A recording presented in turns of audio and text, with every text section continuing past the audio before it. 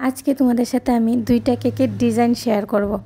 কেকে পন্সে ক্রিম লাগানো আমি আগেই দেখিয়েছি, আর উপরে কিভাবে আমি কালার করি সেটাও আমি অনেক কেকের ভিডিওতে আমি তোমাদের সাথে শেয়ার করেছি। তো আজকের কেকগুলো হবে কিভাবে ডিজাইন করবে, খুব সহজে সবাই পারবে ডিজাইন করতে। তো নমস্কার বন্ধুরা, আশা করি তোমরা সবাই ভালো আছো, আমিও ভালো আছি। তোমাদের সবাইকে জানাই অসংখ্য অসংখ্য স্বাগত। তো আমি কেকের মধ্যে ক্রিমটাকে আগে থেকেই সেট করে নিয়েছি, আর পুরোটা কেকের কালারটা আমি হালকা স্কাই কালার রেখেছি। এখন আমি চকলেট জেলের সাহায্যে উপরে একটু সাইডে ডিজাইন করে দিলাম।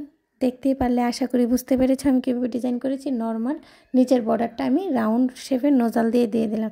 এখন আমি ফ্লাওয়ারগুলো বানিয়ে নিচ্ছি। কিভাবে ফ্লাওয়ারগুলো বানাচ্ছি ভিডিওটাকে স্কিপ না করে দেখতে থাকো, অবশ্যই বুঝতে পারবে আমি কিভাবে ফ্লাওয়ারগুলো বানিয়েছি। এখন আমি ফ্লাওয়ারগুলো স্প্রে কালার দিয়ে স্কাই করে দেব, উপরে আমি লাগিয়ে দেব। একদমই সিম্পল, অনায়াসে যে কোনো কেউ কেকের ডিজাইনটা বানিয়ে ফেলতে পারবে। আমি এখানে দুইটা ফ্লাওয়ার ইউজ করেছি, কোন লিপ ইউজ করব না।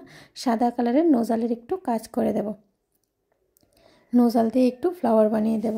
যে যে জায়গাতে মনে হচ্ছে যে একটু ফাঁকা দেখা যাচ্ছে, আমি সেই সব জায়গাগুলোতে হোয়াইট কালারের ফ্লাওয়ারগুলো আমি বানিয়ে দেব।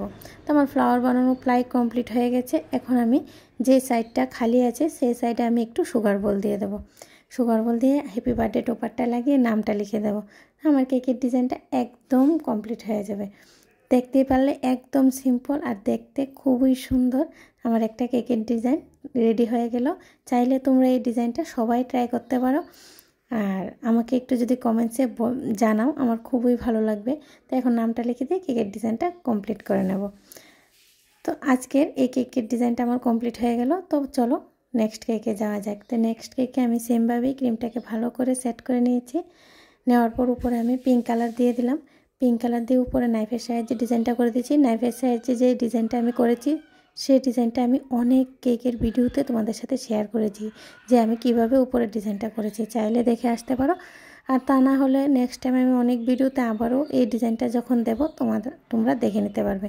তো আমার কেক বানানো যদি তোমাদের থেকে ভালো লাগে, অবশ্যই চ্যানেলটাকে সাবস্ক্রাইব করে পাশে থাকা বেল আইকনে ক্লিক করে দেবে, আর লাইক কমেন্ট শেয়ার করে দেবে, আর কেকের ডিজাইনটা কীরকম হলো কমেন্টসে জানিয়ে দেবে।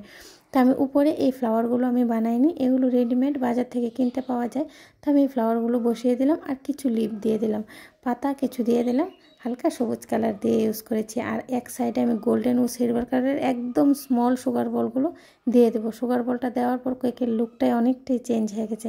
নিচের বর্ডারটাও আমি হোয়াইট কালারের মধ্যে রেখেছি। একদমই সিম্পল কেক। বার্থডে টোপারটা লাগিয়ে দিয়ে নামটা লিখে দেবো, আর কিছু বাটারফ্লাই বসিয়ে দেবো।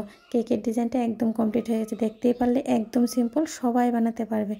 তো আজকের মতো এই পর্যন্তই। নেক্সট টাইম নতুন একটা কেকের ভিডিও নিয়ে তোমাদের সবার সাথে আবার দেখা হবে।